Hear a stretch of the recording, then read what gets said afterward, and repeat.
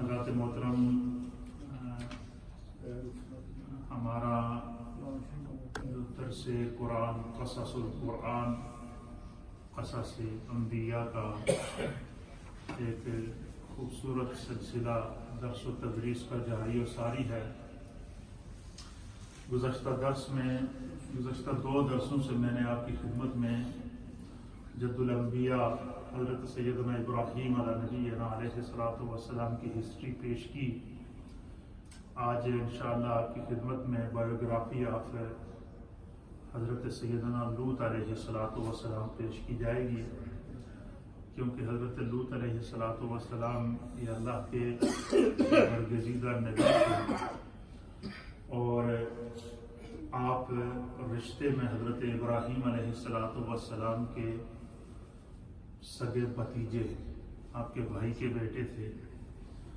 اور جیسے ہی حضرت ابراہیم علیہ الصلوۃ والسلام نے اعلان نبوت فرمایا، آپ پر ایمان لانے والوں میں سب سے پہلے، ویسے تو تھے ہی وہ صاحب فطرت حضرت لوط علیہ السلام بھی، جس طرح حضرت ابراہیم علیہ السلام کے والد تھے، تو جیسے ہی ان کے علم میں آیا کہ حضرت ابراہیم علیہ السلام اللہ کے نبی ہیں، تو آپ اسی وقت ان پر ایمان لے۔ حالانکہ ابراہیم علیہ السلام اس وقت جو ہے وہ اتنی عمر نہیں تھی زیادہ، تو آپ ان پر ایمان لے آئے۔ پھر حضرت ابراہیم علیہ الصلوۃ والسلام کا حضرت لوط علیہ الصلوۃ والسلام سے بڑا ایک محبت کا رشتہ تھا۔ بچپن سے آپ نے ان کو اگٹھے رہے ہیں، آپ نے ان کو پالا ہے، اور چونکہ یہ آپ کے بھتیجے تھے، اور بھتیجا بیٹے کی طرح ہوتا ہے، تو جس طرح بیٹوں کی پرورش ہوتی ہے، اس طرح حضرت ابراہیم علیہ السلام نے حضرت لوط علیہ السلام کی پرورش کی۔ اور یہ ہر لمحہ انہوں نے کوئی لمحہ، اچھا دوسرا ان کے ساتھ حضرت ابراہیم علیہ السلام کا جو خاص لگاؤ تھا، جو خاص شفقت تھی، ایک تو یہ بہت ہی ظاہر ہے یہ وہ خاندان تھا کہ جس خاندان سے اللہ تعالیٰ نے انبیاء کی نسل چلائی ہے۔ پھر یہ وہ خاندان تھا کہ جس خاندان میں نسل در نسل جو ہے وہ نور محمدی ان کی پیشانیوں میں چلا آ رہا تھا۔ تو ظاہر یہ وہ سراپا تھا کہ جس کا انتخاب قدرت خداوندی کی طرف سے ہوا تھا۔ ابراہیم علیہ السلام کے چہرے میں چہرہ آدم علیہ السلام اور چہرہ مصطفیٰ نظر آتا تھا۔ اسی طریقے سے ابراہیم علیہ السلام کے جو بیٹے حضرت اسماعیل علیہ السلام پیدا ہوئے، تو آپ کے بارے میں لکھا کہ جب ابراہیم علیہ السلام کی پیشانی سے نور محمدی حضرت اسماعیل علیہ السلام کی پیشانی میں منتقل ہوا نا، علماء اور محدثین نے لکھا ہے کہ حضرت اسماعیل علیہ السلام کا چہرہ بالکل شبیہ مصطفیٰ تھا، نبی پاک کے چہرے کے مشابہ تھا۔ اسی طریقے سے حضرت ابراہیم علیہ السلام کے ہاں اولاد نہیں تھی، 75 سال تک آپ کے ہاں اولاد پیدا نہیں ہوئی۔ 75 سال کے بعد اللہ تعالیٰ نے پھر حضرت سارہ نے آپ سے کہا کہ آپ دوسری شادی کریں، اور آپ کی شادی حضرت ہاجرہ سے ہوئی، اور حضرت ہاجرہ کے بطن سے اللہ تعالیٰ نے آپ کو کیا عطا فرمایا؟ حضرت اسماعیل علیہ السلام عطا فرمائے۔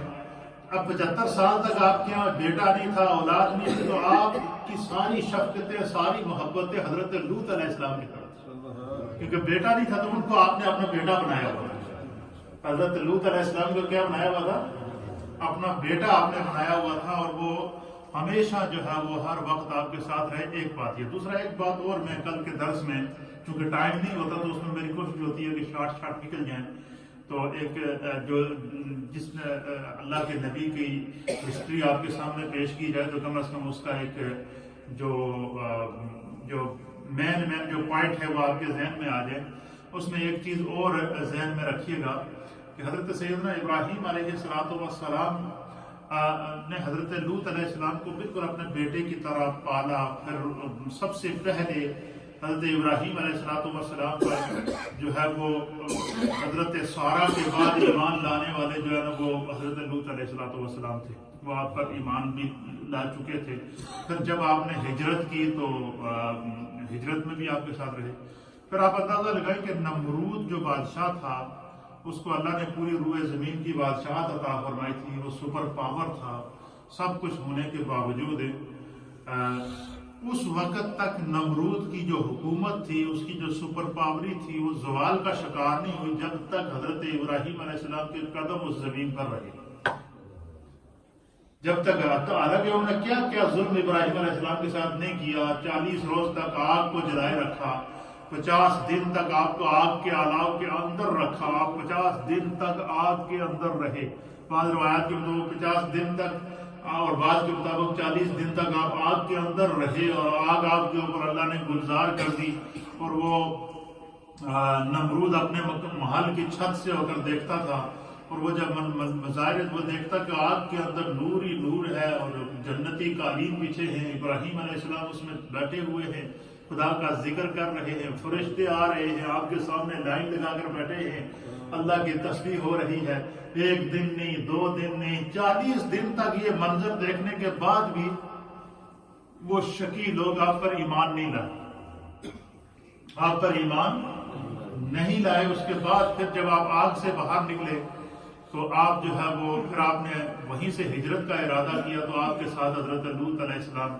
حضرت سارہ، تو حضرت لوط علیہ السلام کو حضرت ابراہیم علیہ السلام نے بیٹوں کی طرح پالا تھا، اور ان سے بڑی شفقت اور بڑی محبت تھی۔ پھر آپ اندازہ لگائیں کہ 75 سال کے بعد خدا نے آپ کو جب اولاد عطا فرمائی، تو اس سے پہلے آپ نے حضرت لوط علیہ السلام کو بالکل جیسے اپنا ایک بیٹا ہوتا ہے اسی طریقے سے آپ نے ان کو رکھا تھا، اور وہ بے حد ان سے محبت کرتے تھے، اور لوط علیہ السلام حضرت ابراہیم علیہ السلام سے بے حد محبت کرتے تھے۔ تو اب جیسے ہی حضرت ابراہیم علیہ السلام اور حضرت لوط علیہ السلام، حضرت سارہ اور حضرت ابراہیم علیہ السلام کی والدہ، یہ جب وہاں سے آگ سے ابراہیم علیہ السلام نکلے، اور یہاں سے پھر یہ جب انہوں نے ہجرت شروع کی، آپ کے ساتھ مال مویشی تھی، بکریاں تھیں، اچھا بکریوں کا بہت بڑا ریوڑ تھا حضرت ابراہیم علیہ السلام کے پاس، اور ایک بکریوں کا بہت بڑا ریوڑ تھا جو حضرت لوط علیہ السلام کے پاس تھا۔ تو یہ بھی علماء نے لکھا کہ اللہ کے ہر نبی نے یہ بکریاں چرائی ہیں، یہ اللہ نے کوئی خاص اس کے اندر جو ہے بڑی حکمت رکھی ہے۔ تو آپ سفر شروع کر دیا فلسطین کی طرف۔ حضرت ابراہیم علیہ السلام کا مسکن فلسطین تھا، مصر کی جانب آپ روانہ ہوئے، فلسطین کی طرف روانہ ہوئے۔ اب وہاں پر ایک مقام تھا، اور یہ شرق اردن کے قریب جب پہنچے نا، اردن کی مشرق کی جانب، وہاں پر ایک مقام ہے جس میں مقام کا نام ہے مقام صدوم۔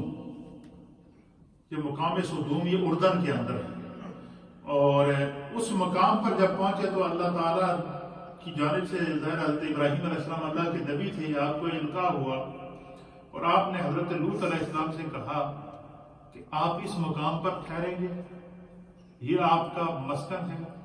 خدا اللہ تعالیٰ نے کی جانب سے کیونکہ آپ اللہ کے نبی ہیں، اللہ نے آپ کو نبوت عطا کی ہے، تو آپ اس مقام پر ٹھہریں گے، اور یہاں پر جو آباد لوگ ہیں، یہ جو شہر صدوم تھا اردن کا، یہ سب سے زیادہ آبادی والا علاقہ تھا، اور جس وقت حضرت لوط علیہ السلام اس علاقے میں داخل ہوئے تو اس کی آبادی 4 لاکھ تھی۔ کتنی تھی؟ 4 لاکھ لوگوں کی جانب اللہ نے آپ کو نبی بنا کر بھیجا۔ اور پھر آپ حیران ہوں گے سنیں گے کہ جب اس قوم پر عذاب آیا، ان کی بے اعتدالیوں کی وجہ سے، گناہوں کی وجہ سے، بدعمالیوں کی وجہ سے، بد اخلاقیوں اور برائیوں کی وجہ سے، اور بد کرداریوں کی وجہ سے ان پر جب عذاب آیا، تو حضرت لوط علیہ السلام نے ان کو 20 سال تک اللہ کے دین کی تعلیم دی اور دعوت دی، لیکن وہ نہیں مانی۔ ان میں سے صرف حضرت لوط علیہ السلام کی 2 بیٹیاں آپ پر ایمان لائیں، باقی پوری قوم میں سے ایک بھی نہیں لائے۔ اس حد تک انہوں نے جو ہے اس سرکشی کی، نافرمانی کی۔ ایک بات یہ، دوسرا بات یہ کہ اس سے پہلے جتنی قوموں پر عذاب نازل ہوا، جیسے قوم نوح علیہ السلام پر عذاب نازل ہوا، قوم ہود علیہ السلام پر عذاب نازل ہوا، اور اسی طریقے سے جو ہے وہ دیگر انبیاء کے اقوام پر عذاب نازل ہوا، تو عذاب نوح بھی بہت بڑا عذاب تھا کہ پوری کی پوری نسلیں غرق ہو گئی، لیکن اللہ تعالیٰ نے پھر بھی اس طوفان نوح میں سے جن کو بچانا تھا ان کو بچایا اللہ نے، اور پھر وہیں سے اللہ تعالیٰ نے پھر نسل انسانی کو دوبارہ پیدا کیا۔ کہتے ہیں اللہ سابقہ امم کے اوپر، سابقہ اقوام پر جتنے خدا کے عذاب آئے ہیں، ان تمام عذابوں میں سے سب سے سخت عذاب اگر کسی قوم پر آیا تو وہ قوم لوط پر آیا۔ اس کی میں آگے تفصیلات بیان کروں گا، آپ سنیں گے تو آدمی کانپ جاتا ہے کہ خداوند قدوس کا جب غضب آتا ہے اور اللہ کی جب پکڑ آتی ہے تو یہ خدا کا فیصلہ ہے کہ ان بطش ربک لشدید، کہ خدا کی پکڑ پھر اتنی سخت ہوتی ہے کہ اس کے آگے پھر کسی کا کوئی چارہ نہیں چلتا، پھر اللہ کی پکڑ سے ہمیشہ بچنا چاہیے۔ اور ان تمام عذابوں کو مختلف انداز سے مختلف صورتوں میں اور اسی طریقے سے سورۃ الاعراف کے اندر اللہ تعالیٰ نے اس کو بیان فرمایا، اور قرآن کریم کی مختلف صورتوں کے اندر سورۃ الشعراء کے اندر ہے، پھر اس کے علاوہ جو ہے وہ سورۃ الاعراف ہے، سورۃ الشعراء ہے، سورہ العنکبوت ہے، اور تقریباً کوئی 10 کے قریب صورتیں ہیں جن صورتوں کے اندر اللہ تعالیٰ نے حضرت لوط علیہ السلام کا تذکرہ، ان کی قوم کی نافرمانیاں اور ان پر نازل ہونے والے عذاب کا ذکر کیا۔ لیکن سب سے پہلے، اور یہاں یہ بات جو میں آپ کو بتانا چاہتا تھا وہ یہ کہ نمرود سپر پاور تھا، اس کے پاس دنیا کی سب سے بڑی طاقت، پوری دنیا کی بادشاہت تھی، لیکن اس وقت تک اس کی حکومت قائم رہی جب تک اس زمین پر ابراہیم علیہ السلام کے قدم رہے۔ اب جب ابراہیم علیہ السلام نے ہجرت کی، وہ علاقہ چھوڑا، انہوں نے اپنے ظلم کی انتہا کر دی، جیسے ہی وہ علاقہ آپ چھوڑ کر اس کے سلطنت سے باہر نکل کر مصر میں داخل ہوئے تو نمرود پر زوال آنا شروع ہو گیا۔ اور اب وہ کچھ لوگوں میں جب ابراہیم علیہ السلام کو دعوت دیتے نا، تو اس کو مفسرین اور محدثین نے لکھا ہے کہ نمرود کہتا اپنی ان کا مذاق اڑاتا اپنی فوج سے کہتا کہ ایک پہاڑ پہ چلے جاؤ، اور جب وہ ابراہیم کا خدا اگر کہتا ہے آسمان پہ رہتا ہے تو اس سے جنگ کرو۔ کیا کہتے اس حد تک سرکشی کو مذاق اڑاتا کہ وہ پہاڑ پہ فوج کو کہتا چلے جاؤ، سنا ہے ابراہیم کہہ رہا ہے کہ میرا خدا آسمانوں پہ رہتا ہے تو ابراہیم کے خدا سے جنگ کرو۔ تو وہ کیا کرتے کہ وہ پہاڑ پر جا کر جو ہے نا وہ آسمان کی طرف تیر برساتے، اور خدا کی قدرت، تیر اوپر جاتا اور جب تیر نیچے آتا تو تیر کے ساتھ خون لگا ہوتا تھا۔ یہ نیچے جشن بناتے، خوشیاں مناتے کہ ابراہیم کا خدا زخمی ہو رہا ہے، نعوذ باللہ من ذالک۔ یہ کیا کرتے تھے؟ عقلوں پہ پردہ پڑ گیا تھا نا، عقل پہ پردہ پڑ گیا۔ آپ مجھے بتائیں، نار نمرود ٹھنڈی پڑ گئی، نار نمرود ابراہیم علیہ السلام پر گلزار ہو گئی۔ 40 دن تک جس آگ نے ابراہیم علیہ السلام کو نہیں جلایا، اور اتنے بڑے معجزات دیکھنے کے باوجود اگر وہ ابراہیم علیہ السلام پر ایمان نہیں لائے تو پھر اس سے بڑی بدقسمتی اور کیا ہو سکتی تھی؟ تو پھر اس نے کہا جی کہ جب اس نے چیلنج کیا اور بار بار خدا کی غضب کو پکارا، تو اب پھر ابراہیم علیہ السلام ہجرت کر گئے۔ پھر اس نے پھر قوم سے خطاب کیا کہ دیکھو جی، نبوت کا دعویٰ کیا تھا تو ہم سے ڈر کر بھاگ گیا ہے۔ اب اللہ یہ چاہتا تھا کہ جب تک نمرود اور اس کی تباہی اور اس کی حکومت زوال کا شکار ہو، کم از کم وہ سرزمین پر ابراہیم علیہ السلام کے قدم نہ رہے۔ اور جس زمین پر، یہی وجہ ہے کہ قرآن کریم فرقان مجید سابقہ امم پر عذاب نازل ہو جاتے تھے۔ اب اللہ فرماتا ہے کہ اے محبوب، ہم جو نبی پاک کی امتیں ہیں، ہم میں ان سے بڑے بڑے گناہ گار موجود ہیں، بڑے بڑے گناہ ہم کرتے ہیں، بڑے بڑے جرم کرتے ہیں، ہم پر عذاب کیوں نہیں آتا؟ اللہ فرماتا ہے کیونکہ اس سرزمین پر مصطفیٰ موجود ہے۔ اور یہ پوری روئے زمین والا عصر کہہ کے اللہ نے زمانے کی قسم کھا دی کہ قیامت تک زمین کا چاہے شرق ہو یا غرب ہو یا شمال ہو یا جنوب ہو، شرق کہتے ہیں جو ہے وہ ایسٹ، ویسٹ، نارتھ اور ساؤتھ، زمین کی جو 4 جہتیں ہیں، اور میں ان 4 جہتوں کے اندر اب جو ہے قیامت تک کے لیے مصطفیٰ کا سکہ چلے گا۔ نبی پاک چونکہ آخری نبی ہیں، اب جو دین لے کر آئے وہ خاتم الادیان ہے، تو اس لیے جب تک نبی پاک موجود ہیں، اب نبی پاک کی امت سے، نبی پاک کے صدقے اللہ نے قیامت تک کے لیے عذاب زمین سے اٹھا لی۔ ورنہ سابقہ امتوں پر جب عذاب نازل ہوتے تھے، رات کو کوئی جرم کرتا تھا، صبح اس کی پیشانی پہ لکھا ہوتا تھا کہ آج رات کو اس نے یہ گناہ کیا، وہ جب باہر نکلتا تو لوگ اس کو لان تان کرتے کہ تیرے یہ کرتوت ہے۔ اگر وہ کہے میں نے نہیں کیا تھا، وہ کہتے ہیں تیرے ماتھے پہ لکھا تو کیا کیسے کہتا ہے نہیں کیا؟ اب مجھے بتائیں کہ کسی انسان کے ماتھے پہ لکھا ہوا اگر رات کو اس نے یہ گناہ کیا ہو، اب وہ جب لوگ دن کو اس کو لان تان کرتے تو وہ کیا کرتا؟ وہ لوگوں سے منہ چھپا کے کرتا۔ کتنا بڑا یہ ذلت والا عذاب تھا۔ پھر جب ابراہیم علیہ السلام ہجرت کر گئے، پھر اس نے جب بغاوت، سرکشی عروج پر ہو گئی، لوگوں سے سجدے کرانا شروع کر دیے، کہتا میں نے ابراہیم کے خدا کے ساتھ جنگ کی ہے اور وہ زخمی ہو رہا، نعوذ باللہ من ذالک۔ اللہ نے پھر ایک مچھر کو حکم دیا اپنی مخلوق میں سے کہ جا کر اس کو بتاؤ کہ تیری سپر پاوری خدا کے مقابلے میں کیا حیثیت رکھتی ہے. اب مفسرین نے لکھا، محدثین نے، کہ مچھر کیا ہوتا ہے؟ مچھر آیا اڑتا ہوا، وہ اس کے ناک میں گھسا، ناک سے گھستا ہوا یہاں دماغ چلا گیا. اب وہ مچھر اس کے دماغ میں ٹھہرتا اور وہ کیا کرتا، دماغ کے اندر بیٹھ کے مچھر اس کو دماغ سے اندر ایسے کر کے پاؤں مارتا، کاٹتا. جب اس کو کاٹتا تو وہ کبھی دیوار کے ساتھ ٹکرے مارتا. جو اس کے وہ لوگ جن کو وہ کہتا تھا کہ مجھے سجدہ کرو، جن کو کہتا تھا کہ انا ربکم الاعلی، میں تمہارا سب سے بڑا رب ہوں، اور جن لوگوں کو کہتا تھا کہ مجھے سجدہ کرو، تو وہ لوگ جو ہے وہ پھر ان کو کہتا ہے کہ میرے سر میں جوتے مارو. اچھا، جو اس کے سر میں جتنے زیادہ جوتے مارتا، جب اس کے سر میں جوتے پڑتے تو وہ مچھر اندر خاموش بیٹھ جاتا تو اس کو سکون ملتا.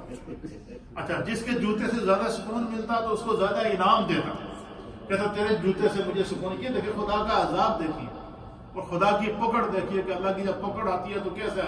یہ دنیا کا سب سے بڑا عامر مطلق تھا، دنیا کا سب سے بڑا سپر پاور تھا اس دور کا، اور خدا نے اس سپر پاور کی موت کس کے ہاتھ کی؟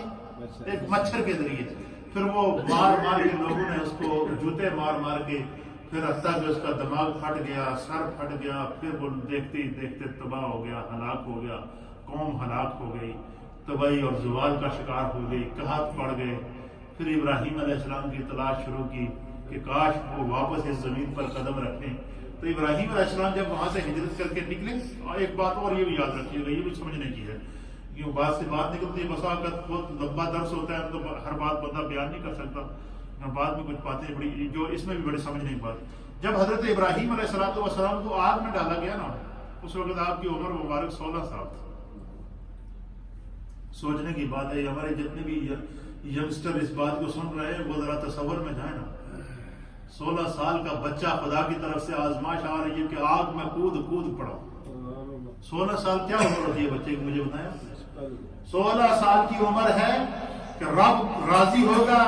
آگ میں جبریل علیہ السلام اگر کہہ رہے ہیں کہ ابراہیم تیری کوئی حاجت ہو تو بتا، زمین اور آسمان کے فرشتے کانپ رہے ہیں، تجھے آگ میں ڈالا جا رہا ہے. بارش کا فرشتہ آ کر کہہ رہا ہے کہ ابراہیم علیہ السلام آپ صرف حکم فرما دے، ہم پہ بارش برسا دوں گا، اس لیے آگ ایک لمحے میں بجھ جائے گی. لیکن آپ نے فرمایا میرا رب مجھے دیکھ رہا ہے. اب 16 سال کا بچہ کہہ رہا ہے میرا رب، مجھے اپنے رب پر کتنا ایمان ہے. یہ ہے ایمان کی کیفیت، یہ ہے اپنے رب سے عشق. اور یہ وہ عشق الہی تھا جو حضرت ابراہیم علیہ السلام نے عشق اللہ تعالیٰ کے عشق کے اندر اور فنا فی اللہ کی جس منزل کو حضرت ابراہیم علیہ السلام نے طے کیا، تاریخ انسانیت میں اس کی مثال نہیں ملے گی. یہی وجہ ہے کہ جب حضرت ابراہیم علیہ السلام نے اللہ کی بارگاہ میں دعا کی کہ بار الہ میں 2 دعائیں کرتا ہوں، ایک یہ کہ تو اس کعبے کا وارث پیدا فرما جو قیامت تک اس کعبے کی حفاظت کرے. تو اللہ تعالیٰ نے نبی پاک صلی اللہ علیہ وسلم کو پیدا فرمایا اور قیامت تک خانہ کعبہ نبی پاک کی حفاظت میں رہے گا. اور دوسری دعا آپ نے کیا کی کہ یا اللہ میں تو اس دنیا سے چلا جاؤں گا لیکن میری آنے والی نسلوں کی زبان پر میرا ذکر جاری کر دو. یہ دعا حضرت ابراہیم علیہ السلام نے کی کہ میری آنے والی نسلوں کی زبان پر میرا ذکر جاری کر دے. تو نبی پاک صلی اللہ تعالیٰ علیہ وسلم نے فرمایا کہ جب بھی نماز پڑھو تو نماز میں درود ابراہیمی پڑھو. کیوں؟ آپ نے فرمایا کہ ہمارے باپ حضرت سیدنا ابراہیم نے خدا سے یہ دعا مانگ کر لی ہے کہ میری آنے والی نسلوں کی زبان پر میرا ذکر جاری فرما.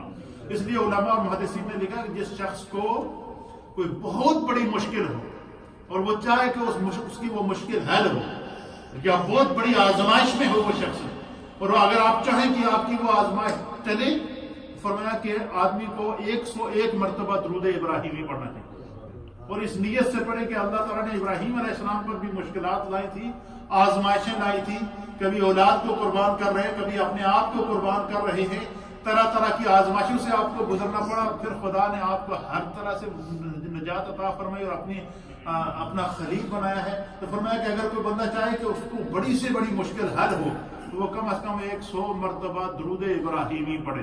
کیوں؟ اس درود ابراہیمی کو خدا نے پسند کیا ہے، مصطفیٰ نے پسند کیا ہے، اور اس ذکر ابراہیمی کو حضرت ابراہیم علیہ السلام نے خدا سے مانگ کر لیا.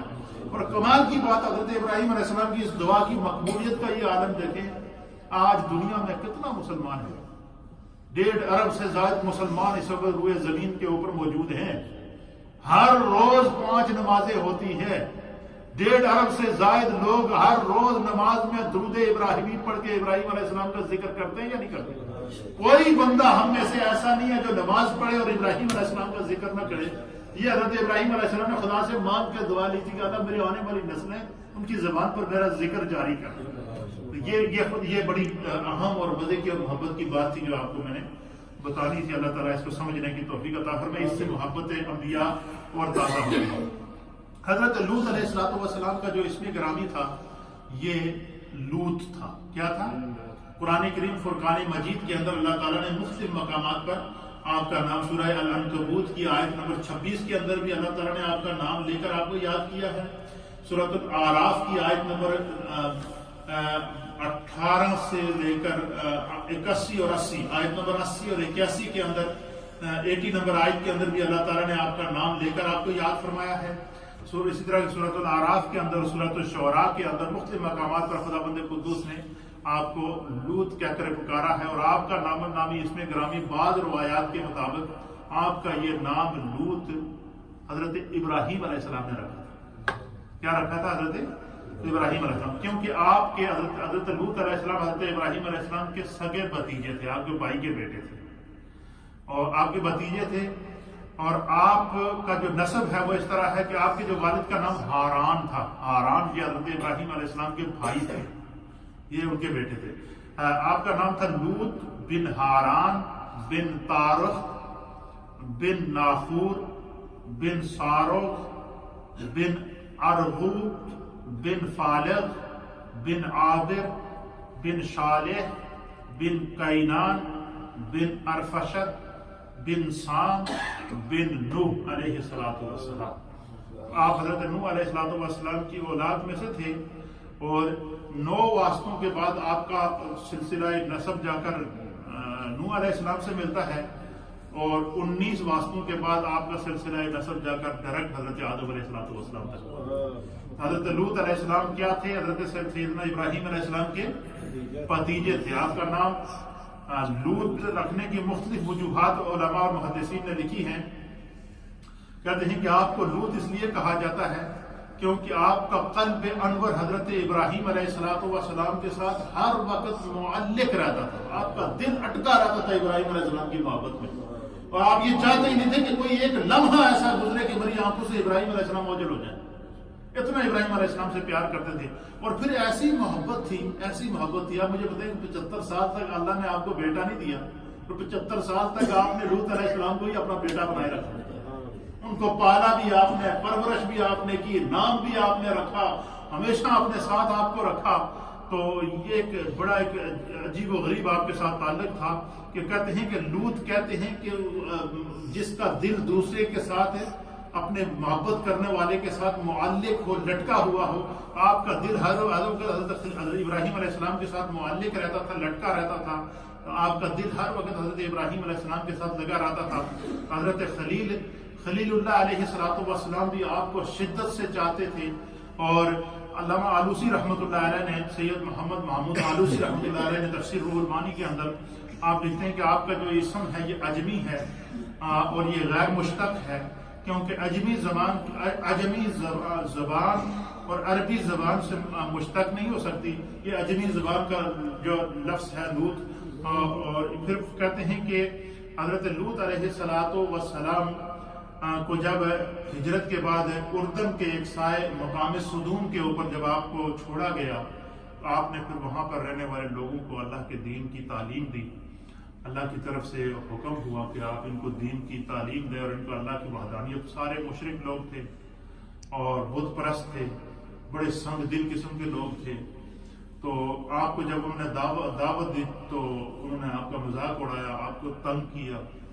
پھر آپ ان کو دعوت دیتے رہے. 1 سال گزر گیا, 2 سال گزر گئے, 20 سال گزر گئے. پھر اس دوران ان کے بڑے بڑے باغات ہوتے تھے, کھجوروں کے باغات تھے, مختلف پھولوں اور پھلوں کے باغات تھے. ان باغات کے اندر وہ لوگ کام کرتے تھے.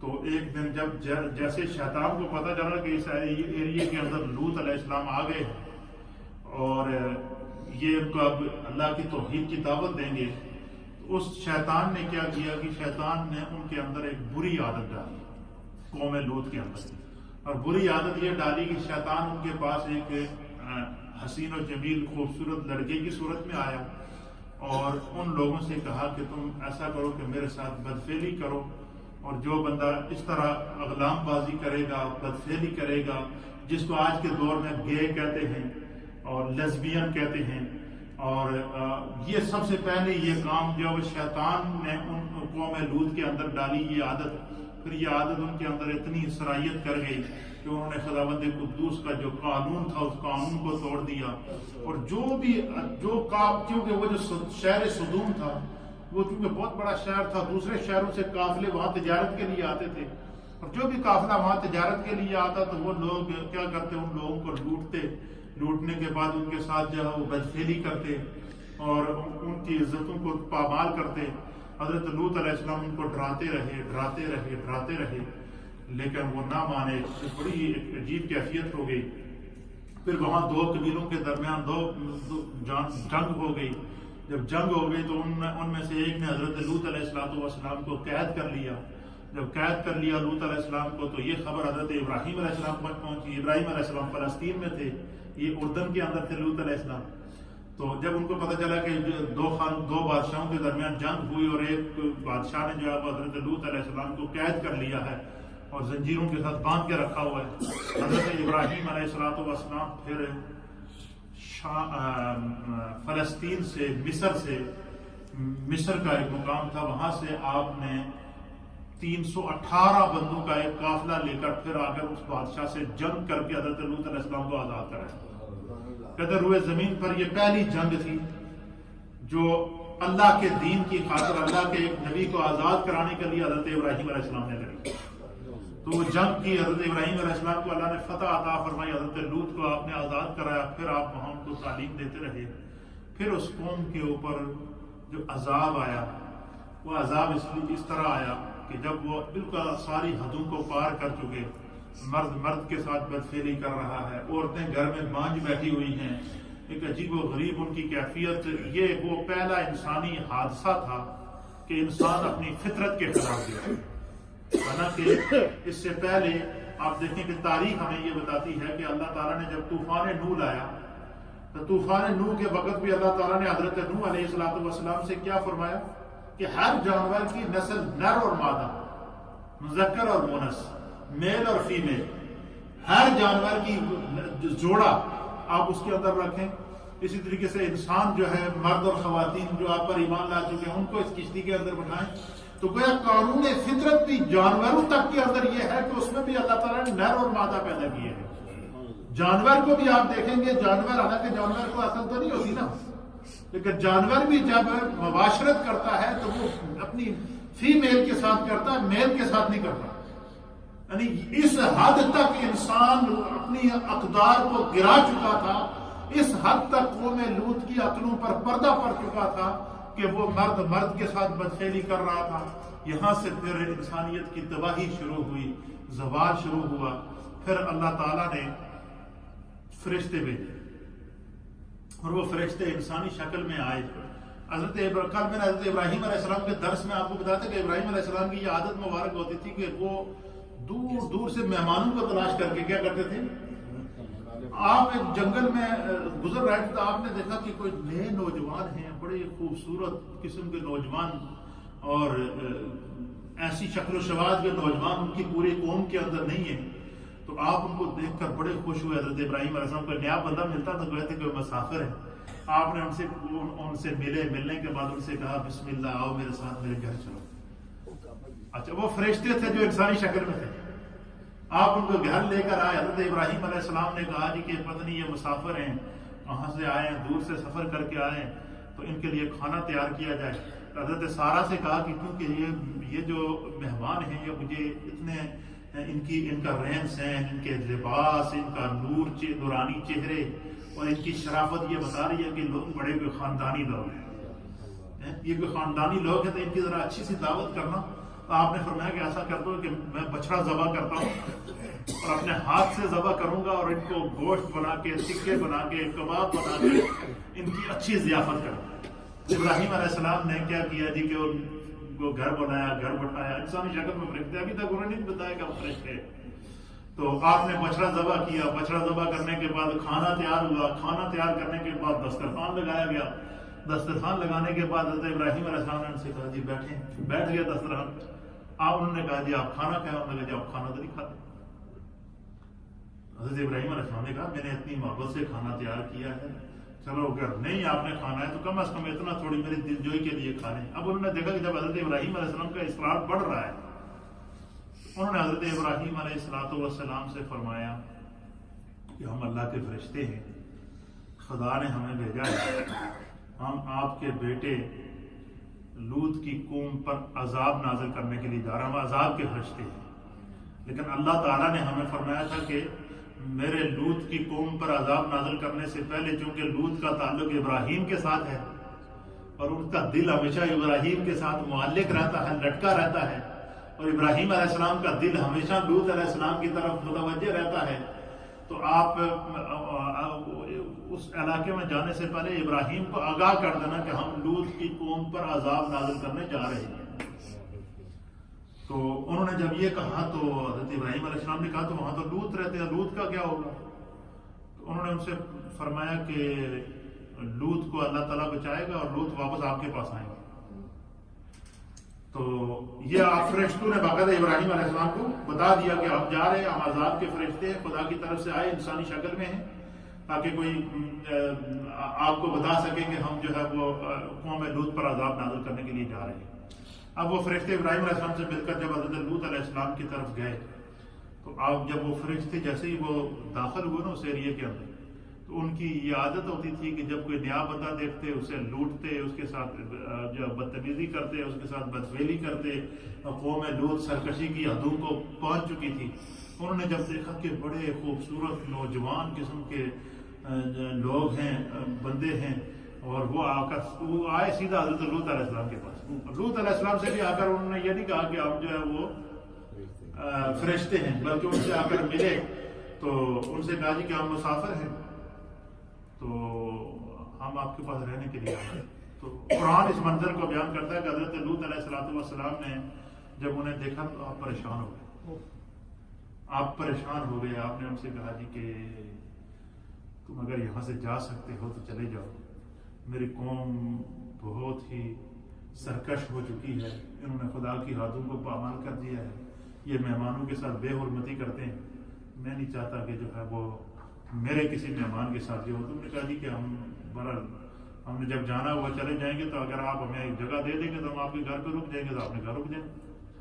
اب حضرت لوط علیہ السلام کی جو بیوی تھی نا،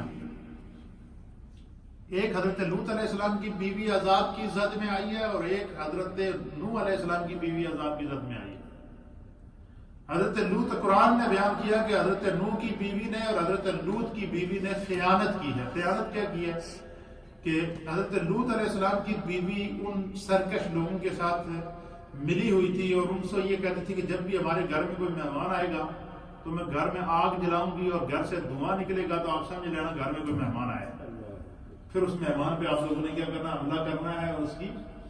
تو حضرت لوط علیہ السلام کی بیوی نے جا کر وہاں کے لوگوں کو بتایا کہ اس طرح بڑے خوبصورت قسم کے نوجوان لڑکے ہیں جو حضرت لوط کے پاس آئے ہیں اور وہ ہمارے گھر میں ٹھہرے ہوئے ہیں۔ تو انہوں نے کیا کیا جی کہ حضرت لوط علیہ السلام کے گھر پر حملہ کر دیا، رات کا وقت تھا، حملہ کر دیا اور کہا کہ یہ جو مہمان تمہارے ہیں ان کو ہمارے حوالے کرو، ہم جو ہے وہ ان سے اپنی خواہش پوری کرنا چاہتے ہیں، ہم جو ہے وہ انہوں نے حضرت لوط علیہ السلام نے ان کو کہا کہ بھائی یہ مہمان ہیں۔ انہوں نے پھر یہ بھی ان کو آفر کی کہ بھائی میری 2 بیٹیاں ہیں، میں تمہیں ان کے ساتھ نکاح کرا دیتا ہوں، لیکن میرے مہمانوں کو ساتھ مت چھیڑو۔ حضرت لوط علیہ السلام نے یہاں تک ان کو آفر کیا، انہوں نے کہا جی نہیں آپ چھوڑو ورنہ ہم تم پر حملہ کریں گے۔ جب حد تک مکان کے چھت پہ چڑھ گئے، دروازے پر آ گئے، مکان کو گھیراؤ کر لیا، تو حضرت لوط علیہ السلام بڑے پریشان ہوئے۔ تو پھر فرشتوں میں سے ایک جو فرشتہ تھا وہ فوراً اپنی حیت میں ظاہر ہوا، اور وہ حضرت جبریل تھے۔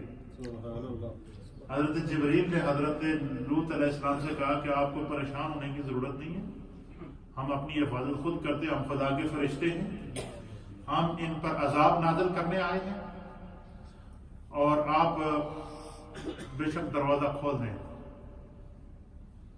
جب حضرت لوط علیہ السلام کو یقین ہو گیا، جب انہوں نے دروازہ کھولا نا، جانوروں کی طرح انہوں نے جب ان فرشتوں پر حملہ کیا، حضرت جبرائیل علیہ السلام نے ان کے اوپر اپنا پر مارا.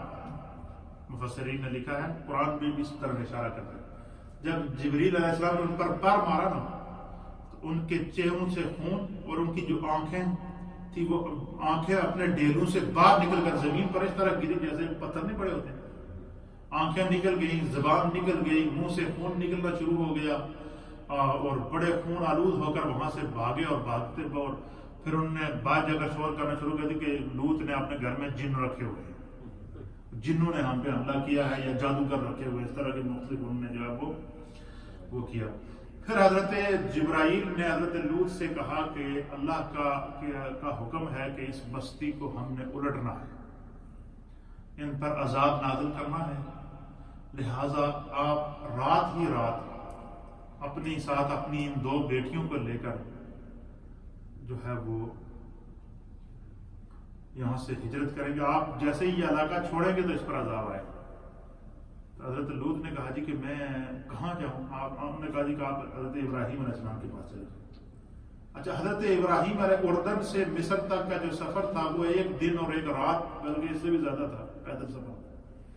تو انہوں نے کہا جی میں کیسے پہنچوں گا؟ انہوں نے کہا جی آپ یہاں سے نکلیں، پہنچانا آپ کا کام ہے. مفسرین نے لکھا جیسے حضرت لوط علیہ السلام اپنی بیٹیوں کو لے کر نکلے، اپنی بیوی کو بھی کہا تم بھی ساتھ چلو، وہ بھی ساتھ چلی، لیکن راستے سے پھر بھاگ گئے، راستے میں پھر بدبختی آنے تھی، پھر بھاگ گئے. تو اب علماء نے لکھا کہ وہ جو زمین تھی نا وہ زمین کلوز ہو گئی. اللہ نے زمین کو کیا کر دیا؟ کلوز کر دیا، اور زمین کو آپس میں قریب کر دیا، زمین کو ملا دیا. اور چند گھنٹوں کے اندر حضرت لوط علیہ السلام وہ اردن کی سرزمین، وہ جو سدوم کی جو سرزمین تھی جہاں پر ان کی قوم آباد تھی، وہ علاقہ چھوڑ کر آپ جو ہے وہ فلسطین میں یا مصر کے علاقے کے اندر داخل ہو چکے تھے جہاں ابراہیم علیہ السلام تھے. جب وہاں پہنچے تو اب قرآن کریم فرقان مجید نے عذاب کو بیان فرمایا ہے سورہ ہود کی آیت نمبر 82 کے اندر. اسی طریقے سے جو ہے وہ مختلف آیات کے اندر جو ہے وہ سورہ ہود کے اندر بھی، سورۃ الشعراء کے اندر بھی، سورہ الحجر کے اندر بھی اللہ تعالیٰ نے عذاب قوم لوط کو بیان فرمایا ہے. اور پھر وہ عذاب جو ان کے اوپر سب سے پہلا اللہ کی طرف سے نازل ہوا وہ یہ عذاب نازل ہوا کہ اللہ نے ان پر پتھروں کی بارش. اچھا، پتھروں کی بارش کیسے کی؟ قرآن نے اس کو بیان فرمایا کہ اللہ تعالیٰ نے ان پر جو پتھروں کی بارش کی ہے وہ اس طرح اللہ نے ان پر پتھروں کی بارش کی کہ پتھر آسمان سے آتا تھا اور وہ پتھر آگ، اس کے اندر آگ لگی ہوتی تھی پتھر کے اندر، اور آگ سے سرخ ہوتا تھا. کیا ہوتا تھا؟ سرخ پتھر ہوتا تھا آگ سے. اور ہر پتھر کے اوپر اس نے جس شخص کو ہلاک کرنا تھا اس کا نام لکھا ہوتا. سب سے پہلا جو خدا کی طرف سے ان پہ عذاب آیا. اور یہ عذاب کس وجہ سے آیا؟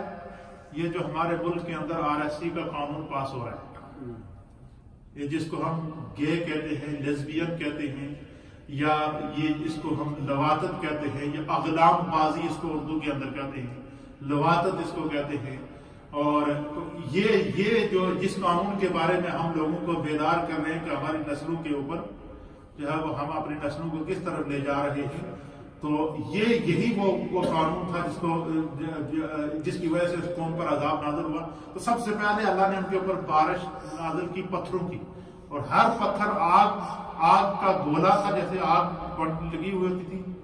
اور ہر شخص فرماتے ہیں کہ 4 لاکھ سے زائد آبادی تھی. ہر شخص کی ہر پتھر پہ ہر شخص کا نام لکھا ہوتا تھا. جس طرح کہ قرآن کریم فرقان مجید اس منظر کو بیان فرماتا ہے کہ جب ابراہ بادشاہ نے خانہ کعبہ پر حملہ کیا تو اللہ تعالیٰ نے ابابیلوں کو بھیجا. سورہ فیل کے اندر اللہ اس واقعے کو بیان فرماتا ہے کہ علم تر کیف فعل ربک باصحاب الفیل، کہ محبوب آپ نے نہیں دیکھا کہ اللہ تعالیٰ نے فیل والوں کے ساتھ، ہاتھی والوں کے ساتھ کیا کیا؟ وہ کیا کرتے ہیں کہ وہ جتنی ابراہ کی فوج تھی نا، مفسرین نے لکھا کہ ایک ابابیل کے پاس 3 کنکر ہوتے تھے. ایک کنکر اس کی چونچ میں ہوتا تھا، ایک اس کی ایک پاؤں میں ہوتا تھا، اور ایک اس کے دوسرے پاؤں میں ہوتا تھا. اور وہ اوپر سے اور ہر کنکر کے اوپر ہر مرنے والے کا نام لکھا ہوتا تھا. وہ کنکر اوپر سے پھینکتی تھی وہ ابابیل، وہ بندے کے سر پہ لگتا، بندے کو چیرتا ہوا، جس ہاتھی پر وہ بیٹھتا تھا اس ہاتھی کو چیرتا ہوا ان کو زمین کے اندر دھسا دیتا تھا. وہ تو خالی کنکر تھے. کنکر کہتے ہیں چھوٹے پتھر کو، جس کو ہم کنکریٹ کہتے ہیں. کیا کہتے ہیں کہ جب کنکریٹ کرتے ہیں مکانوں کے اندر چھوٹے چھوٹے پتھر ہوتے ہیں نا، لیکن ان پر جو نازل ہوا عذاب وہ کنکر کا عذاب نہیں تھا، بڑے بڑے پتھروں کا عذاب تھا. بڑا گول گول پتھر آتا اوپر سے، آگ کا پتھر ہوتا، وہ آگ کے ساتھ سرخ ہوا تھا. ہر پتھر پر ہر ہلاک ہونے والے کا نام لکھا ہوتا تھا. یہ صاحب روح المانی نے اس کو نقل فرمایا ہے، صاحب روح البیان نے اس کو نقل فرمایا ہے.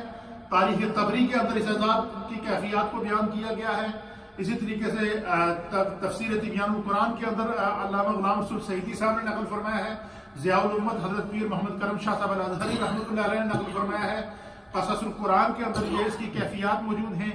اسی طریقے سے تقریباً جتنے مفسرین ہیں، علامہ جلال الدین سیوطی رحمۃ اللہ علیہ نے در منصور کے اندر جتنے مفسرین ہیں ان نے سورۃ الاعراف کے اندر جو ہے وہ جہاں حضرت لوط علیہ السلام کی قوم اور اسی طرح سورہ ہود کے اندر جو ان کے عذاب کا ذکر ہے اس کے تحت یہ ساری روایات کو باقاعدہ نقل فرمایا.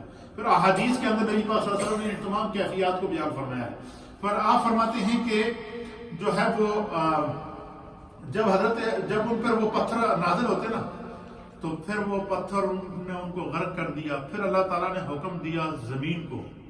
پھر جبریل علیہ السلام نے فرمایا کہ زمین کو، اس صدوم کی زمین کو جڑوں سے اٹھائے.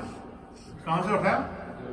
روایات کے اندر آتا ہے کہ کون سی جڑوں سے اٹھایا. اس کے بارے میں مفسرین نے لکھا ہے کہ وہ اس کی کیفیت یہ تھی کہ قرآن کریم فرقان مجید کی سورۃ الہود کی آیت نمبر 82 کے اندر اللہ تعالیٰ فرماتا ہے کہ فَلَمَّا جَاءَ أَمْرُنَا، پھر ہمارا حکم آ گیا ان کے اوپر.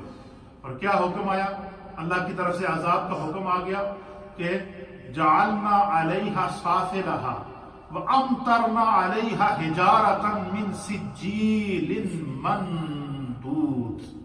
اللہ فرماتا ہے کہ وامطرنا، مطر یمطر، مطرن کا معنی ہے بارش. عربی میں بارش کو کیا کہتے ہیں؟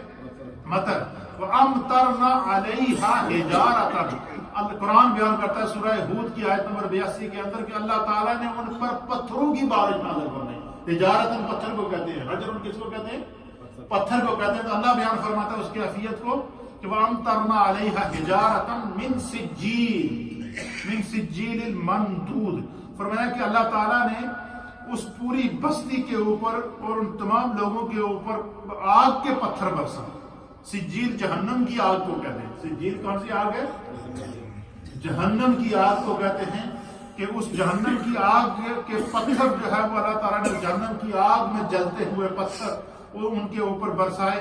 اور ان پتھروں نے ان کو جو ہے وہ اس بستی کو اور ان ظالموں کو نست و نابود کر دیا کہ ہر پتھر کے اوپر ہر جو ہے وہ لوتی کا نام لکھا ہوتا تھا. ہر قوم لوت کے جو ہے وہ فرد کا نام لکھا ہوتا تھا. پھر اللہ تعالیٰ نے ان کو جو ہے وہ جب وہ ان پہ پتھر برس گئے پھر فرمایا کہ پھر جبریل علیہ السلام نے اپنا پر مار کر اس زمین کو، صدوم کی جو زمین تھی جس کے اوپر وہ قوم آباد تھی، اس زمین کو جڑوں سے اٹھایا. اور جڑوں سے کہاں تک اٹھایا اس کے بارے میں علامہ صاحب سید محمد محمود آلوسی رحمۃ اللہ علیہ، صاحب روح المانی، آپ نقل فرماتے ہیں، اور صاحب تفسیر مظہری نے بھی اس کو نقل فرمایا ہے. آپ فرماتے ہیں کہ جب جبریل علیہ السلام نے اس زمین کو، صدوم کی زمین کو جڑوں سے اٹھایا تو وہ 7 زمینیں نیچے سے اٹھایا. کیا کر دیا؟ 7 زمینیں نیچے سے اٹھایا. اور جب 7 زمینیں نیچے سے وہ زمین پوری جبریل کے پیروں کے اوپر آ گئی نا تو وہ لوگ اس کے اوپر ہوا میں ایسے اڑ رہے تھے.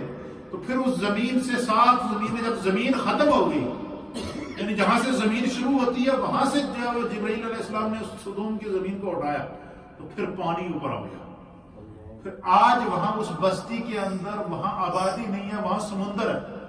یہ جو اردن کا سمندر ہے، اردن میں آپ جائیں جو وہاں پر جو سمندر ہے، اس سمندر کے اندر باقاعدہ جو بحر السمود اس کو کہتے ہیں، اس علاقے میں اب وہ زمین نہیں ہے، وہ سمندر ہے.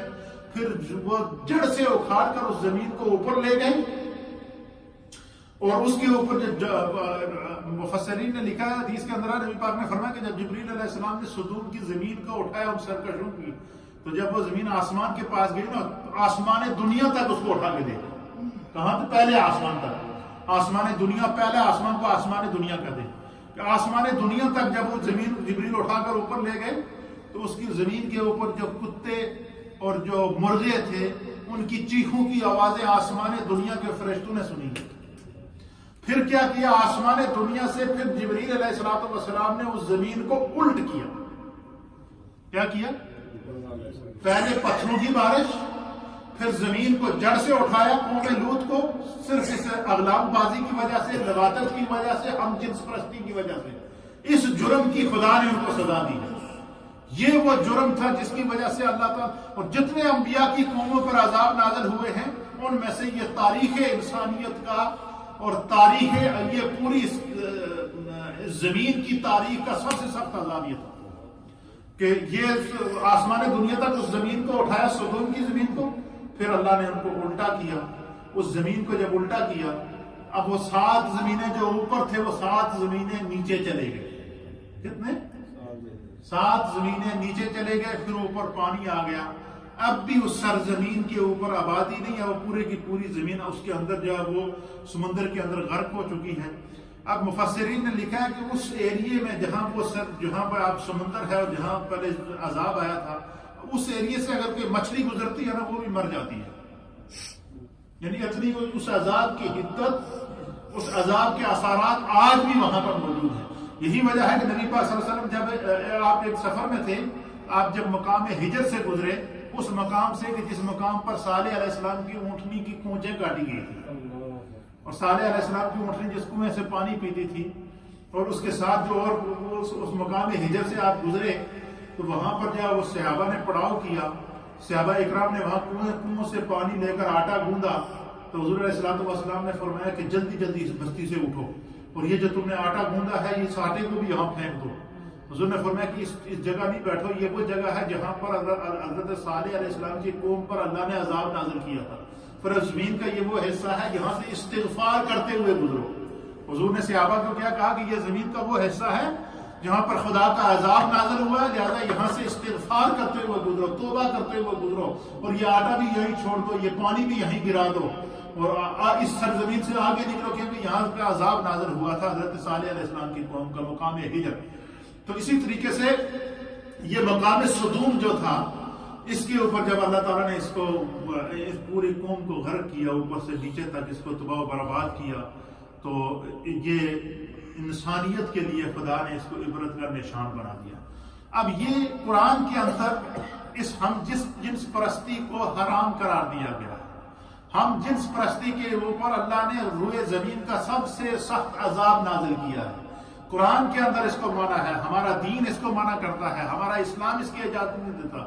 ہم جس ملک کے اندر رہ رہے ہیں، یہ ملک جو ہے، یہ یہاں کا کانسٹیٹیوشن جو یہاں کے رہنے والوں کو یہ حق دیتا ہے کہ یہاں کے رہنے والے اپنے مذہب کے مطابق اپنی زندگی گزاریں۔ تو اب اگر ہمارے 2-2, 3-3, 4-4 سال کے بچوں کو اسکولوں کے اندر یہ تعلیم دی جائے گی کہ تم ہم جنس پرستی سیکھو، اور ہم جنس پرستی کا عذاب کیا ہے، یہ جو قرآن کا آپ کے یہ حضرت لوط علیہ السلام کی قوم کا یہ عذاب ہے، یہ خدا نے اس کو عبرت کا نشان قیامت تک کے لیے، انسانیت کے لیے، یہ صرف کسی مسلمان کے لیے یا کسی ہندو کے لیے یا کسی یہودی یا کسی کرسچن کے لیے نہیں ہے۔ یہ ہم جنس پرستی کا جو عذاب ہے، یہ اغلام بازی کا جو عذاب ہے، یہ لواطت کا جو عذاب ہے، یہ روئے زمین کا سب سے سخت عذاب تھا کہ خداوند قدوس نے 7 زمینیں نیچے ان کو گرا دیا۔ اچھا، یہ بھی ایک مفسرین نے بڑی، آپ سنیں گے آپ حیران ہو جائیں گے، قوم لوط کا ایک شخص تھا، جب عذاب نازل ہو رہا تھا تو وہ حرم شریف گیا ہوا تھا۔ کہاں گیا ہوا تھا؟ حرم شریف گیا تھا، خانہ کعبہ میں۔ تو وہ پتھر، ہر پتھر کے اوپر ہر ایک کے علاقت کا نام لکھا ہوا تھا، کہ وہ پتھر جس پتھر کے اوپر اس شخص کا نام لکھا ہوا تھا کہ یہ پتھر اس شخص کو ہلاک کرے گا۔ مفسرین نے لکھا ہے، حدیث کے اندر آتا ہے، نبی پاک صلی اللہ علیہ وسلم نے اس طرح اشارہ دیا ہے، اور مفسرین نے لکھا ہے کہ وہ پتھر اس وقت تک ہوا میں رہا جب تک وہ حرم میں رہا، کیونکہ حرم کے اندر عذاب تو نہیں، حدود حرم میں تھا، وہ حدود حرم میں خدا عذاب نہیں نازل کر سکتا تھا۔ اللہ تعالیٰ کا یہ قانون ہے، فیصلہ ہے کہ حرم ہے، تو وہ جب تک وہ حرم میں رہا، قوم لوط کا ایک شخص، باقی تو سب ہلاک ہو گئے، تباہ ہو گئے، زمین غرق ہو گئی، اوپر کی زمین نیچے چلی گئی۔ لوط علیہ السلام حضرت ابراہیم علیہ السلام کے پاس اپنی بیٹیوں کو لے کر چلے گئے، اور پوری کی پوری بستی انسانوں سمیت غرق ہو گئی۔ وہ ایک پتھر ہوا میں لٹک رہا، اس سے آگ جلتی ہوئی نظر آ رہی تھی سب کو، اس کا شعلہ سب کو نظر آ رہا تھا، وہ آگ میں جو سرخ ہوا تھا وہ ہوا میں لٹک رہا تھا، وہ اس وقت تک ہوا میں رہا کہ وہ کتنے دن حرم میں رہا۔ جیسے ہی وہ شخص قوم لوط کا وہ شخص حرم سے نکل کر واپس آیا نا، حدود حرم کو جیسے اس نے چھوڑا، وہ پتھر آ کے اس کے سر میں لگا، اس کو 7 زمینیں نیچے لے کر گیا۔ اتنے دن تک وہ پتھر اس کا انتظار کرتا رہا، کیوں کہ وہ ساری کی ساری قوم جو تھی وہ کیا تھی، وہ ہم جنس پرستی کرتی تھی، وہ مرد سے بدفعلی کرتا تھا۔ اور اس کے اوپر 2 حدیثیں ہیں، میں آپ کی خدمت میں پیش کر دیتا ہوں تاکہ اس سے ہمارا اور ایمان تازہ ہو جائے گا کہ نبی پاک صلی اللہ علیہ وسلم نے یہ سارا واقعہ بیان کرنے کے بعد حضور نے اپنی امت کو کتنا ڈرایا ہے کہ اپنے آپ کو بھی بچاؤ اور اپنی اولاد کو بھی بچاؤ۔ حضرت امام حسن رضی اللہ تعالیٰ عنہ اس حدیث کے راوی ہیں، آپ بیان کرتے ہیں کہ نبی اکرم صلی اللہ تعالیٰ علیہ وآلہ وسلم نے ارشاد فرمایا کہ قوم لوط کی 10 عادتوں کی وجہ سے اللہ نے ان کو ہلاک کیا ہے۔ قوم لوط کی 10 عادتوں کی وجہ سے خدا نے کیا کیا، ان کو ہلاک کیا ہے۔ حضور نے فرمایا کہ میں اپنی امت کے بارے میں بہت فکر مند ہوں، میری امت میں 10 کے بجائے 11 عادتیں پائی جائیں گی، 10 کے بجائے کیا پائی جائیں گی، 11 عادتیں پائی جائیں گی۔ پھر حضور علیہ الصلوۃ والسلام نے فرمایا کہ وہ عادتیں کون سی ہوں گی؟ سرکار نے فرمایا اپنے آپ کو اس سے بچاؤ اگر تم خدا کے عذاب سے بچنا چاہتے ہو۔ حضور نے فرمایا کہ سب سے پہلی ان کی عادت کیا، میری امت کی کیا عادت ہوگی، وہ 10 عادتیں کون سی تھی جس کی وجہ سے قوم لوط کو ہلاک کیا گیا؟ حضور نے فرمایا کہ قوم لوط کی پہلی عادت یہ تھی کہ ان کے مرد ہم جنس پرست تھے۔ کیا تھے؟ اور اس حدیث کو کنز العمال کے اندر نقل کیا گیا ہے، اسی طرح تاریخ دمشق کے اندر یہ حدیث موجود ہے، اور اس حدیث کا نمبر ہے 10,314۔ نبی پاک صلی اللہ علیہ وسلم حضرت امام حسن فرماتے ہیں کہ حضور علیہ السلام نے فرمایا کہ قوم لوط کو 10 خراب عادتوں کی وجہ سے خدا نے ان پر عذاب نازل کیا۔ ان میں سے پہلی عادت کیا تھی؟ فرمایا ان میں سے پہلی عادت یہ تھی کہ اللہ نے وہ ہم جنس پرست تھے، مرد کے ساتھ بدفعلی کرتا تھا، اس وجہ سے خدا نے ان پر عذاب نازل فرمایا۔ دوسری عادت کیا تھی؟ غلیل سے شکار کرتے تھے۔ تیسری عادت کیا تھی؟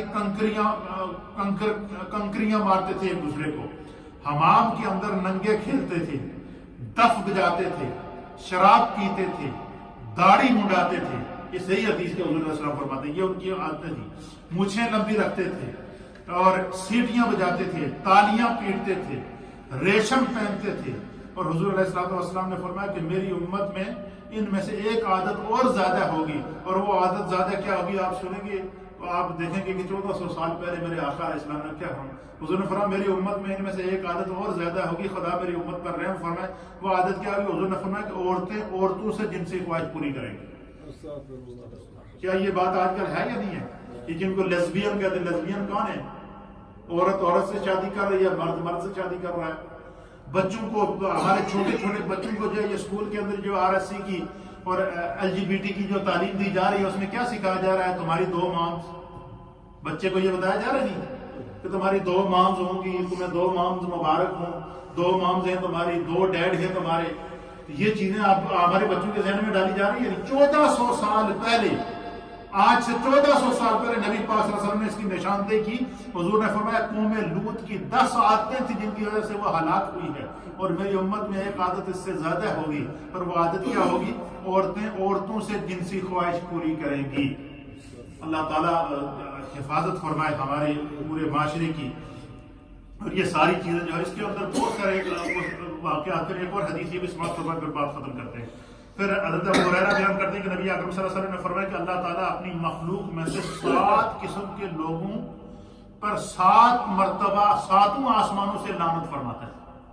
اللہ تعالیٰ اپنی مخلوق میں 7 قسم کے لوگوں پر 7 آسمانوں سے لعنت فرماتا ہے۔ کتنا بڑا جملہ ہے، آپ دیکھیں، اللہ تعالیٰ اپنی مخلوق میں سے 7 قسم کے لوگوں پر ساتوں آسمان، ایسے وہ بدبخت لوگ ہیں کہ ساتوں آسمانوں سے خدا کی طرف سے ان پر لعنت برستی ہے، اسی طرح ساتوں زمینوں سے خدا کی طرف سے ان پر لعنت برستی ہے۔ اور وہ کیا ہیں؟ فرمایا کہ ان میں سے اللہ کے حبیب علیہ الصلوۃ والسلام نے فرمایا کہ ان میں سے ہر ایک پر 3 بار اس لعنت کو دہراتا ہے۔ اور وہ کیا ہے؟ فرمایا کہ جس نے قوم لوط کا عمل کیا، جس نے، حضور نے فرمایا کہ جس نے قوم لوط کا عمل کیا وہ ملعون ہے۔ پھر سرکار نے فرمایا جس نے قوم لوط کا عمل کیا اس پر خدا 7 آسمانوں اور 7 زمینوں سے لعنت بھیجتا ہے۔ جس نے قوم لوط کا عمل کیا، حضور نے فرمایا اس پر خدا 7 آسمانوں اور 7 زمینوں سے لعنت بھیجتا ہے۔ یہ جملہ سرکار دو عالم صلی اللہ علیہ وسلم نے اس حدیث میں 3 دفعہ دہرایا۔ کتنی دفعہ دہرایا؟ 3 دفعہ دہرایا کہ جو شخص ہم جنس پرستی کرتا ہے، مرد کے ساتھ بدفعلی کرتا ہے یا عورت کے ساتھ جو ہم جنس پرستی کرتی ہے، حضور علیہ الصلوۃ والسلام نے فرمایا کہ خداوند قدوس اس پر 7 آسمانوں اور 7 زمینوں سے لعنت بھیجتا ہے، خدا کی طرف سے اس پر لعنت برستی ہے۔ فرمایا کہ دوسرا کون سا ہے؟ حضور نے فرمایا دوسرا جس نے غیر اللہ کے نام پر کسی جانور کو ذبح کیا، فرمایا وہ بھی ملعون ہے۔ فرمایا کہ پھر حضور علیہ السلام نے فرمایا کہ اس شخص پر بھی 7 زمینوں اور 7 آسمانوں سے اللہ کی طرف سے لعنت برستی ہے جس نے کسی جانور کے ساتھ بدفعلی کی۔ ایسے بھی ظالم موجود ہیں کہ جو جانوروں کو بھی اس کام کے لیے کیا کرتے ہیں؟ استعمال کرتے ہیں۔ فرمایا اس پر 7 زمینوں اور 7 آسمان لعنت بھیجتے ہیں۔ فرمایا کہ جس نے اپنے ماں باپ کے ساتھ تعلق توڑا، اپنے ماں باپ کو تنگ کیا، اپنے ماں باپ کی نافرمانی کی اور اپنے ماں باپ کے ساتھ تعلق توڑا، نبی پاک صلی اللہ علیہ وسلم نے فرمایا کہ اللہ کی 7 زمینیں اور 7 آسمان اس پر لعنت بھیجتے ہیں۔ اس میں ہمارے نوجوانوں کے لیے، بچیوں کے لیے، ان بچوں کے لیے یہ پیغام ہے جو کہتے ہیں کہ ہم اپنی زندگی کے مالک ہیں اور جن ماں باپ نے ان کو پالا ہے، ان کو بڑھایا ہے، ان کو شادیاں کرائی ہیں، ان کے ساتھ محنتیں کی ہیں، اور جب تم جوان ہو جاؤ اور تم کہو کہ تمہارے اپنے والدین کو پوچھا ہی نہ، اس سے بڑی بدبختی کیا ہوتی ہے؟ حضور نے فرمایا کہ جو شخص اپنے ماں باپ کا نافرمان ہے 7 زمینیں اور 7 آسمان اس پر لعنت بھیجتے ہیں۔ کتنا بڑا یہ عذاب ہے۔ پھر نبی پاک صلی اللہ علیہ وسلم نے فرمایا کہ اس شخص پر بھی 7 زمینیں اور 7 آسمان لعنت بھیجتے ہیں جس نے ماں اور بیٹی دونوں کے ساتھ نکاح کیا، ماں اور بیٹی دونوں کے ساتھ کیا ہو، اگٹھے نکاح کیا ہو۔ فرمایا کہ اس پر جو ہے وہ لعنت ہے۔ فرمایا کہ جس نے اللہ تعالیٰ کی حدود کو بدلا، جو شخص اللہ تعالیٰ کی حدود اور قانون کو بدلنے کی کوشش کرتا ہے، اب یہ خدا کا قانون ہے، اللہ نے ایک فطرت میں رکھا ہے کہ اللہ تعالیٰ نے وَخَلَقْنَاكُمْ أَزْوَاجًا، قرآن اللہ فرماتا ہے کہ اللہ نے ہر چیز کو جوڑا پیدا کیا، جانور ہیں وہ میل اور فیمیل ہیں، انسان ہے وہ میل اور فیمیل ہیں، جن ہے وہ میل اور فیمیل ہیں، اسی طریقے سے کیڑے ہیں وہ میل اور فیمیل ہیں، مرغ پرندے ہیں تو وہ میل اور فیمیل ہیں، درخت ہیں تو وہ میل اور فیمیل ہیں، اچھا کہ جو زمین کے اندر بیج بوتے ہیں وہ اس کے اندر بھی میل اور فیمیل ہے۔ تو یہ خدا کا قانون ہے۔ اب جو بندہ یہ کہے کہ مرد سے شادی کر رہا ہے وہ خدا کا قانون چینج کر رہا ہے، جو بندہ یہ کہے کہ عورت سے شادی کر سکتی ہے وہ خدا کا قانون چینج کر رہا ہے۔ تو اللہ کے حبیب علیہ الصلوۃ والسلام نے فرمایا کہ جس نے حدود الہی کو بدلا، جس نے خدا کے قانون کو بدلنے کی کوشش کی اپنے نفس کی خواہشات کو پورا کرنے کے لیے، زمین اور آسمان اس پر 7 مرتبہ لعنت بھیجتا ہے۔ یہ خدا کے 7 آسمانوں اور 7 زمینوں سے اس پر لعنت بھیجی جاتی ہے۔ اور فرمایا کہ جس نے اپنے آپ کو اپنے مالکوں کے غیر کی طرف منسوب کیا وہ ملعون ہے۔ کہ یعنی اللہ کے حبیب علیہ السلام، بعض لوگ ہوتے ہیں نا جو اپنا نسب چینج کر دیتے ہیں اور ہوتے کچھ ہیں اور لکھ کچھ دیتے ہیں۔ ہمارے استاد تھے، اللہ تعالیٰ ان کو صحت عطا فرمائے، مفتی محمد اطہر نعیمی نام ہے ان کا، کراچی کے اندر ہوتے ہیں، تو وہ ہمیں فرمایا کرتے بڑی 90-92 سال ہو گئے کہتے ہیں کہ میاں یہ بال میں نے دھوپ میں سفید نہیں کیے، میں آپ کو ایک بڑی مزیدار بات ہوں۔ انہوں نے کہا کہ ہم نے تقسیم ہند سے پہلے یہ بھی دیکھا کہ جن لوگوں کے ہاتھوں میں استرے ہوتے تھے، جیسے ہی انہوں نے بارڈر کراس کیا تو وہ سید السادات بن گئے، وہ سید بن گئے، انہوں نے آ کر جھنڈے لگا دیے کہ اسی آل رسول ہیں۔ تو فرمایا کہ جو آدمی اپنا نسب چینج کرتا ہے، اللہ کے حبیب علیہ الصلوۃ والسلام نے فرمایا کہ اس پر 7 زمینوں اور 7 آسمان لعنت بھیجتے ہیں۔ پھر ایک اور یہ حدیث بھی اگر میں سنائی دوں تو بہتر ہے کیونکہ اس موضوع کو میں کلوز کر رہا ہوں۔ حضرت ابو ہریرہ بیان کرتے ہیں نبی اکرم صلی اللہ علیہ وسلم نے فرمایا کہ 4 شخص ایسے ہیں جو اللہ کے غضب میں صبح کرتے ہیں اور اللہ کی ناراضگی میں شام کرتے ہیں. کیا فرمایا سرکار نے کہ 4 شخص ایسے ہیں جو اللہ کے غضب میں صبح کرتے ہیں اور اللہ کی ناراضگی میں کیا کرتے ہیں؟ شام کرتے ہیں. پوچھا گیا یا رسول اللہ وہ کون شخص ہیں؟ تو آپ صلی اللہ علیہ وسلم نے فرمایا کہ وہ مرد جو عورتوں کی مشابہت اختیار کرتے ہیں. وہ مرد جو عورتوں کی مشابہت اختیار کرتے ہیں، فرمایا کہ وہ صبح و شام خدا کی ناراضگی میں کرتے ہیں. اور فرمایا کہ وہ عورتیں جو مردوں کی مشابہت اختیار کرتی ہیں. اور فرمایا کہ وہ لوگ جو جانوروں کے ساتھ بدفعلی کرتے ہیں، وہ لوگ جو مردوں سے اپنی خواہش پوری کرتے ہیں. اللہ کے حبیب علیہ السلام نے فرمایا کہ ان لوگوں پر جو ہے وہ خداوند قدوس کی ناراضگی اور اللہ تعالیٰ کی لعنت ہر لمحہ برستی رہتی ہے. تو یہ میں نے اس کی تفصیل اس لیے بیان فرمائی ہے، تھوڑا سا درس لمبا اسی وجہ سے ہوا کہ آپ نے دیکھا یہ جو RSC کے اوپر جو ہمارا ایک المیہ ہے ہمارے قوم کا، وہ المیہ کیا ہے؟ وہ یہی ہے. ہمیں اپنے بچوں کی کیوں فکر ہے کہ قرآن ہمیں یہ بتا رہا ہے کہ ایسی قوموں کو خدا نے تباہ کیا ہے، اللہ نے ایسی قوموں کو ہلاک کیا ہے. 7 زمینیں نیچے وہ چلے گئے ہیں، سمندر کے اندر ان کے اس خشکی سے سمندر نکل آیا، خدا نے ان کو زمین پر رکھنے کے قابل نہیں سمجھا. ان پر اللہ نے آگ کے پتھر برسائے ہیں. خداوند قدوس نے ان کو نشت و نابود کر دیا ہے. صرف ان کا یہ جرم تھا کہ وہ کیا کرتے تھے؟ وہ اغلام بازی کرتے تھے، بدفعلی کرتے تھے، لواطت کرتے تھے. وہ کیا کرتے تھے؟ وہ جو ہے وہ ہم جنس پرستی کرتے تھے. وہ کیا کرتے تھے؟ یہی تو قانون ہے جس کو پاس کیا جا رہا ہے، جو ہمارے بچوں اور ہماری نسلوں کے اندر ڈالا جا رہا ہے. خداوند قدوس ہمیں اس آزمائش سے کسی طریقے سے بری کرے اور ہماری غیب سے مدد فرمائے.